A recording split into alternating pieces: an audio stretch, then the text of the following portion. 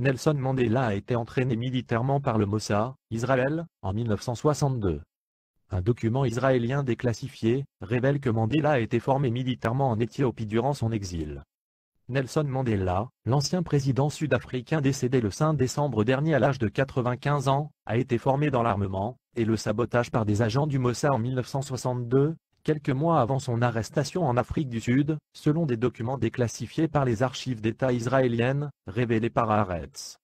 Au cours de sa formation, Mandela aurait exprimé son intérêt pour la stratégie de la Haganah, l'armée souterraine israélienne pré-étatique, et le Mossad l'aurait décrit comme penchant vers le communisme.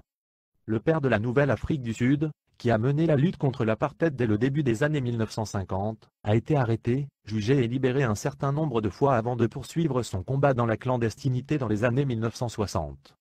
En janvier 1962, il a secrètement et illégalement fui l'Afrique du Sud, et a visité plusieurs pays africains, dont l'Éthiopie, l'Algérie, l'Égypte et le Ghana, dans le but de rencontrer les dirigeants des pays africains, et obtenir un soutien financier et militaire de la branche armée du Congrès national africain souterrain.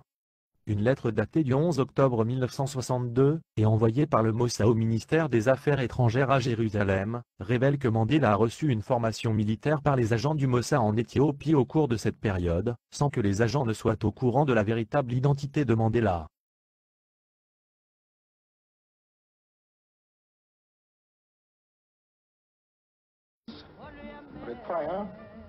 Cette interview est le seul document filmé de Nelson Mandela. Une interview qu'il donna il y a maintenant 29 ans, celle d'un homme qui affirme « Les Africains revendiquent la liberté sur la base d'un homme, un vote et leur indépendance politique. Il y a beaucoup de gens qui pensent qu'il est inutile de parler de paix et de non-violence alors que le gouvernement répond par des actes sauvages contre notre peuple sans défense. Je crois qu'il est temps d'appliquer des méthodes plus adéquates. » C'était peu avant son emprisonnement et son procès le 9 octobre 1963, un procès qu'il dédia à ses frères en un cri de défense contre l'injustice de l'apartheid. Il est accusé de haute trahison et de 193 actes de sabotage. La plaidoirie se termine par le verdict de la Cour, prison à vie. La fin des quelques années de bonheur avec sa deuxième épouse Winnie, qui deviendra durant ces longues années son porte-drapeau et son messager.